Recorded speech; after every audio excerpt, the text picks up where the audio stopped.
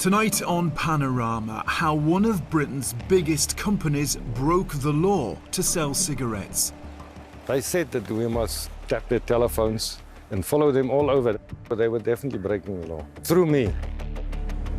We reveal how British American Tobacco paid bribes to sabotage its rivals. Yeah, that's shocking. Do you mind if I ask you over what period was that? We're talking years. Whew. And secured access to police files and security cameras. So there were no rules. There were no rules, you're right. The rules were there to be bent. And we expose the corrupt deal to pay off a notorious dictator. I had to make it clear that they're going to expect a nice thick envelope of notes, you know.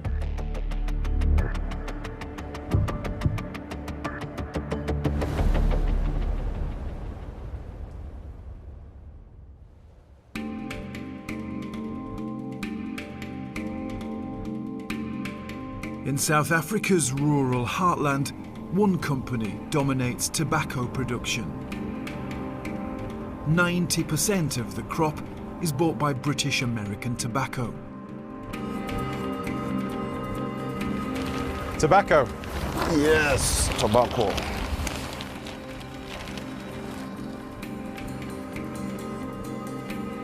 BAT sold a staggering 638 billion cigarettes last year. And South Africa is one of its most important markets. More tobacco. Yeah, we train up. The company has been operating here for more than 100 years.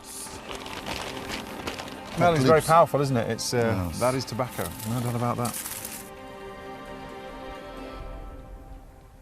All the tobacco in this area all goes to BAT. Yeah. So they dominate the market. They dominate the market, yes, I can say that.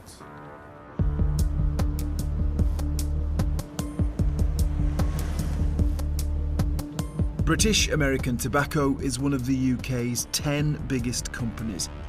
It made almost £10 billion profit last year. BAT has strong foundations. And it claims to be an ethical company. And behaving ethically in all we do. It says it's committed to the highest standards of conduct and transparency wherever it operates.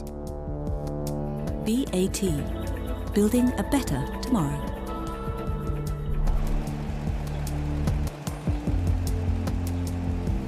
But this isn't the first time we've investigated BAT. 6 years ago, we exposed how it used bribery to undermine anti-smoking legislation in East Africa. Sir, can I ask you a quick question? I'm from Panorama. Why did you not respond to our emails about bribery? Is that the nature of BAT, sir, that you just put up with bribery?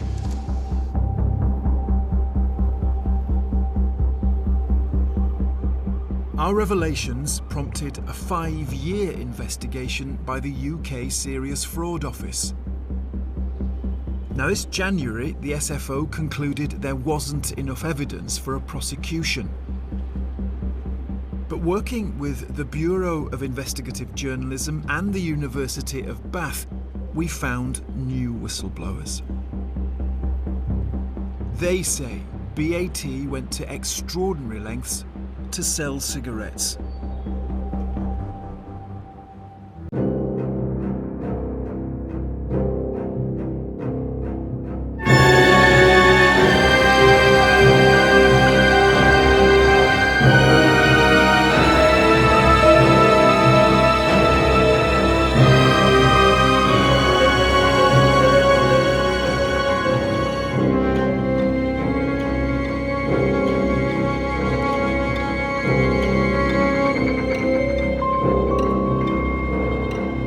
Buying and bribing, breaking the law to help BAT sabotage its rivals.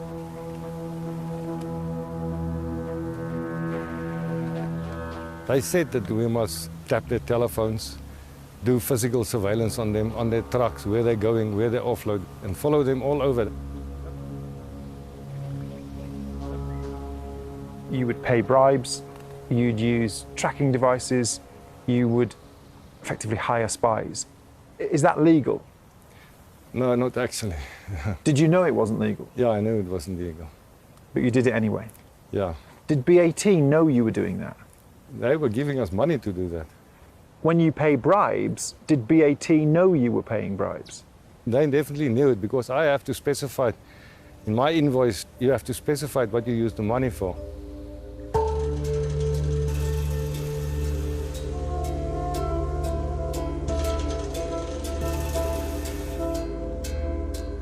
Half a world away, another man is running away from his past. Francois van der Westhausen also used to do BAT's dirty work in South Africa. He too broke the law for British American tobacco. You used corruption and bribery. Correct. Did BAT know about that? Correct, they knew. How many people were you paying then? You personally? Me personally, probably every month, 15 people. Did anyone in BAT say, hang on, this is illegal, we oughtn't to be doing it? No. It was a system on the go. It was a system in progress, and I was just part of it.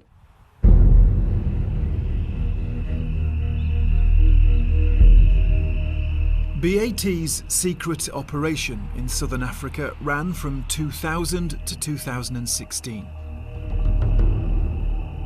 We have spoken to a dozen insiders.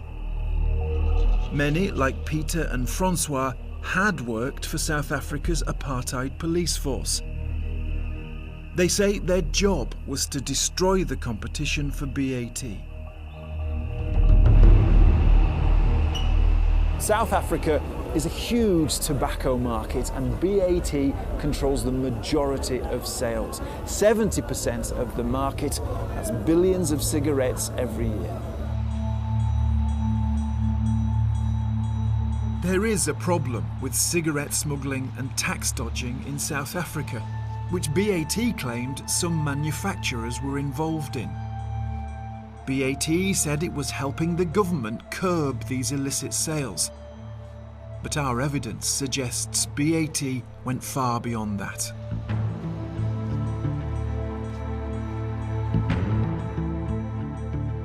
At the time, BAT was pronouncing on illicit trade being a big problem in South Africa.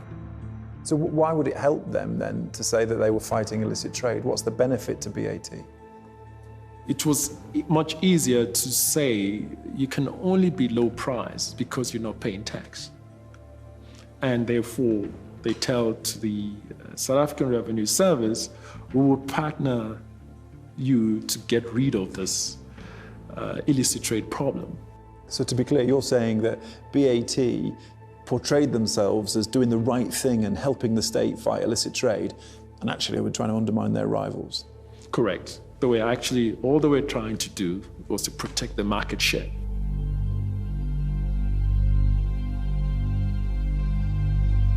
To undermine its rivals, BAT turned to a private security company. Forensic Security Services, or FSS. It's where our two whistleblowers worked.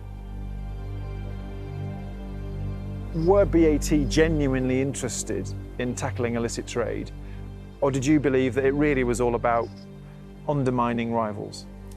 I think it was undermining rivals. How many successful prosecutions were there from the work you did for FSS for BAT? I can't remember one. You're there to sort of undermine this illegal system. I think most of us would imagine that that ends up in the courts and prosecutions, and you can't think of one case. Yeah, no, I can't think of any case now. The instruction that we got from management, BAT management and FSS management, at the time was to close down the opposition. I reported everything back to them. I even got the instructions from BAT, personally. Personal instructions were given to me to do these kind of things. Industrial espionage, yes. BAT was under pressure from falling demand and cheaper competitors. It claimed some of its rivals were avoiding tax. BAT turned to FSS to recruit an army of spies and informants.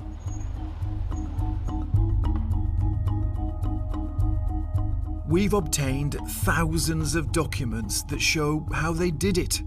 Internal reports, emails and invoices. FSS registered its informants and gave them code names. They had almost 200 special informants, or SINs, on their books. Some were paid the equivalent of hundreds of pounds a month.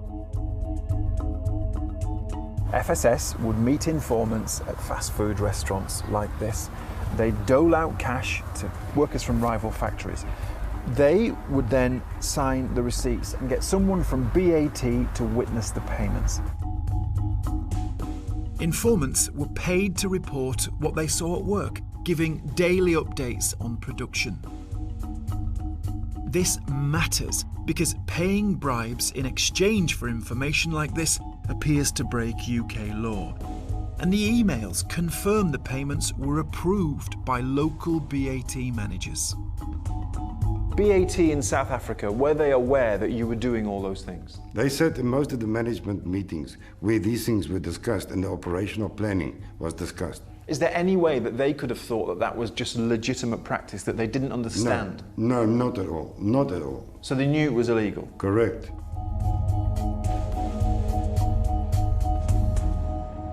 I think it's appalling. It's easy to dismiss South Africa or Africa as being countries that don't care about corruption because it's been so rife. And it's true that it is a significant challenge in the region, but it's really unacceptable because of the large multinational status that some companies enjoy and feeling like they can be immune from any kind of prosecution. Does that make you angry? It makes me furious.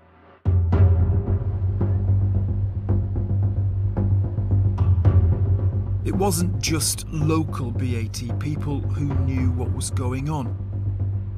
Our documents show staff from the company's London headquarters paid and managed some of the informants. This one shows a source was recruited by a BAT manager in London. So does this one and this one. They also made corrupt payments directly from London to informants. BAT staff would load thousands of pounds onto the sort of credit card normally used by holidaymakers. Anyone with the PIN number could then withdraw the cash in South Africa. It's a payment method sometimes used by organised crime to evade detection. It's a preferred way of money laundering by cocaine cartels and extremist terrorist groupings. And it was being used by BAT? They use these systems to pay their operatives in other jurisdictions in a manner so that you can't trace who paid the money or who's using the money. British American Tobacco didn't answer our detailed questions, but said it wasn't unlawful to pay sources to gather information about criminal behaviour. We emphatically reject the mischaracterisation of our conduct. Our efforts in combating illicit trade have been aimed at helping law enforcement agencies.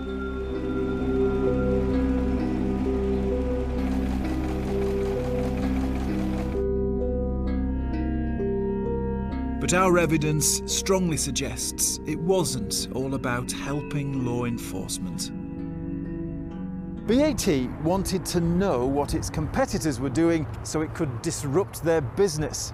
Factory workers at rival companies like Gold Leaf were paid to tell FSS when trucks loaded with cigarettes were leaving. FSS gave its informants phones to pass on information and to take pictures of the registration plates. Surveillance teams from FSS followed the trucks and called in tips about supposed smuggling, so customs officers and police would be waiting to detain the lorries. It could then take weeks to prove the cigarettes were legal and get them released.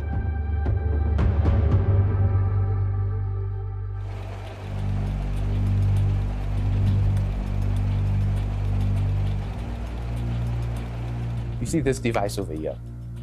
This is a tracking unit which we found on one of the trucks. So that was on one of the trucks? This was on one of the trucks. And they would pull the truck over based on what this tracking device is feeding them. And the police will now make up all kinds of allegations or suspicions, create suspicions to say that either the stock is stolen or it's fake, something to just basically detain the stock. So this idea of illicit trade, you're saying, is an excuse for targeting your company? Yes, absolutely. And any prosecutions? None whatsoever. None whatsoever. Gold Leaf Tobacco's record is so clean. We've never had a fine. We've never had a prosecution. Nothing of the sort. So this was prepared by FSS. It's about your company. So it's a brief on your company. The documents show how BAT bribed at least 6 workers at Gold Leaf, from shop floor to managers. Yeah, that's shocking. Do you mind if I ask you over what period was that? We're talking years. We're talking years that went on. BAT people would come from London to recruit spies. Whew.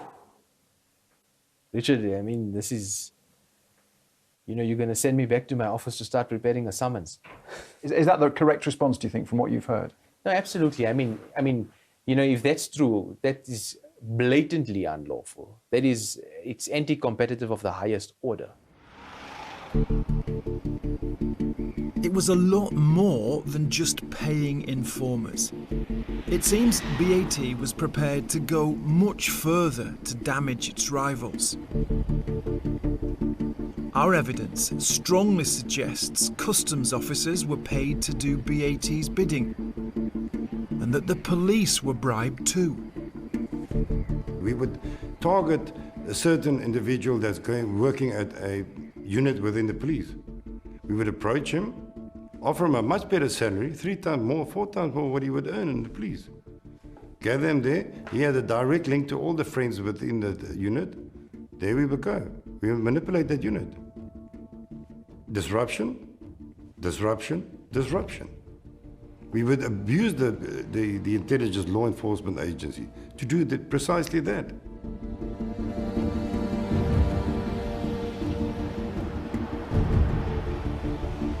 BAT got access to information from police files and the vehicle registration system. And police cameras were used to watch its competitors. Like this cigarette factory in Johannesburg. So this is the Carney Links cigarette factory. And up there, at the top of the street, that is camera 5 on the police CCTV network. Now, BAT managed to secure a feed from that camera to watch this factory.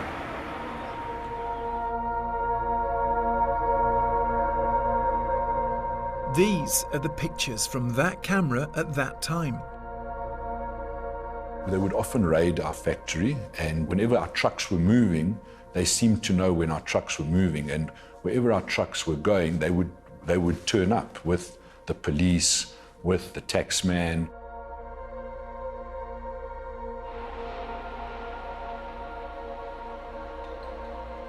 They would then either impound our stock or confiscate our trucks, or just disrupt our business continuously.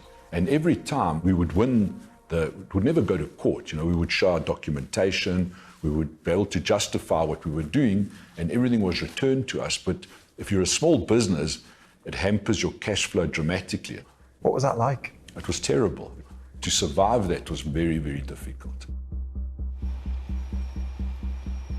I'm supplying 1% or 2% of the market. Why do they go to this much trouble to try and keep us out of the market? It's crazy. BAT says the surveillance was all about stopping the sale of illegal cigarettes. But neither Carney Links or Gold Leaf were ever prosecuted as a result. think there's an arrogance, and I think it's quite infuriating when you think about the way in which they've been able to manipulate both public officials and intrude into the rights of individuals and the public, and in a really concerning and unacceptable manner.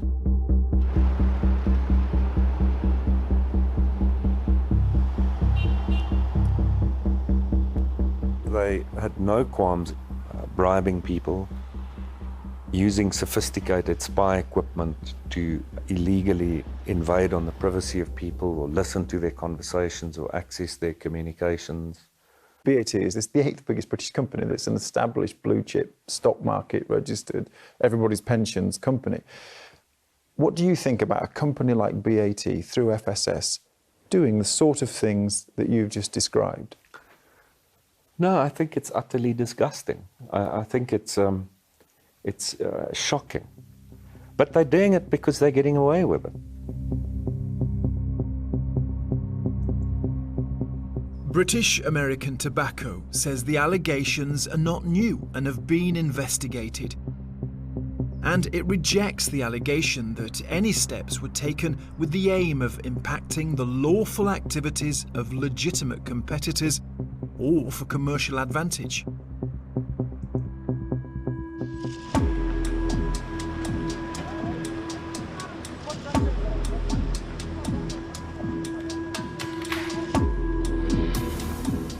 We found it wasn't just South Africa where BAT was prepared to break the law. Its illegal operation crossed over the border to Zimbabwe too. And we've discovered how far BAT was prepared to go to get what it wanted. Documents suggest a bribe was paid to Zimbabwe's former dictator, Robert Mugabe.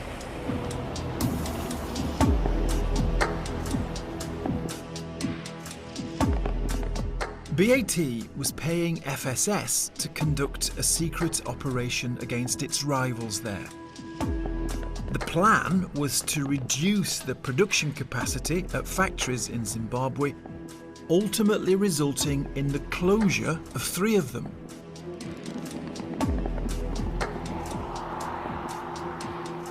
Robert Mugabe's regime didn't want FSS in the country, so FSS relied on a local firm to do the dirty work. But the Zimbabwean company got caught spying, and 3 of its directors were charged with illegal surveillance. These documents show a plan was hatched to get the directors off the hook and to protect BAT's name. BAT was told it had to make a large donation to Robert Mugabe's party to get the men freed.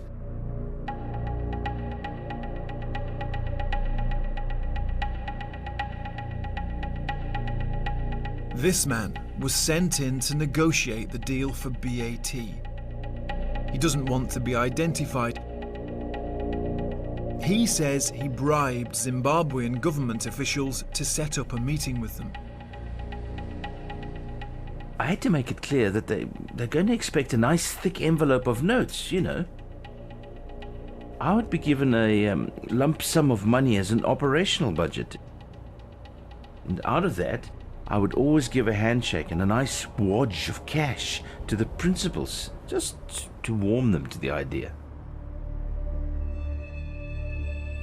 Our documents suggest BAT paid for those bribes.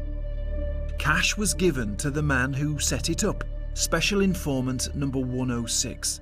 The reference is SOS Zimbabwe, and this is one payment of 90,000 rand or $6,000. The Zimbabwean officials said that with the upcoming presidential elections, a donation to Mugabe's party, ZANU-PF, would pave the way for negotiations to continue. With this donation, they could then go back to the president to get this problem sorted out.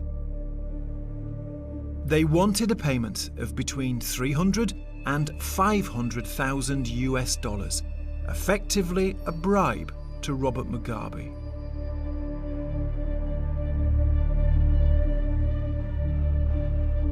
We can't prove the money was handed over. But documents and 3 insiders have confirmed that BAT was aware of the terms of the deal. They would have to pay to get what they want, including these 3 men out of prison. That's exactly the deal that was brokered. Is there a chance that because that meeting happened, friendships were formed and they got what they wanted without paying any money? Absolutely not. That's fantasy land. So you get what you want by paying the money? And only by paying the money. Is there any possibility that BAT wouldn't have known about this? That's laughable. You know, the reality is that who has $500,000 lying around? It's got to come from an organization that does.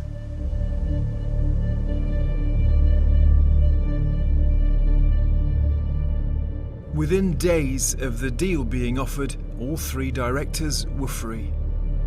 And FSS later went back to work in Zimbabwe for BAT. How serious an issue would it be if BAT were found to have paid a bribe of hundreds of thousands of dollars to a man like Robert Mugabe, a dictator? If this is established, I think the level of impunity that we're seeing is completely alarming.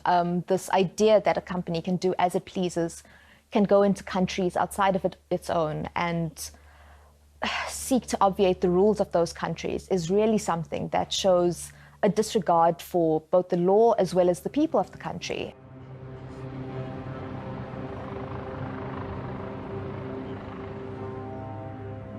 British American Tobacco didn't answer our questions about the Zimbabwe payments, but it didn't deny bribing a dictator.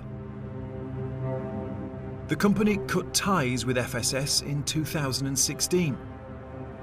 It said acting responsibly and with integrity underpins the foundations of our culture. BAT fully cooperated with the SFO's investigation, which included allegations relating to South Africa, and resulted in no action.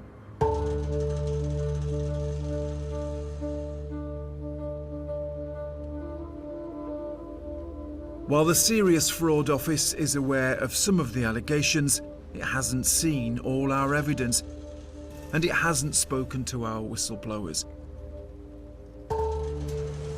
We think BAT still has a case to answer. I hope that the Serious Fraud Office make contact with me. I hope they make contact with each and every individual that worked for FSS and being paid by BAT to do this illegitimate stuff. My bank accounts are there, go look. I received that money. I handed it out in cash. If you were approached by, for example, the British authorities, would you tell them what you've told me? Yes, I will. Why? I've got nothing to hide, and I think that's the right thing to do.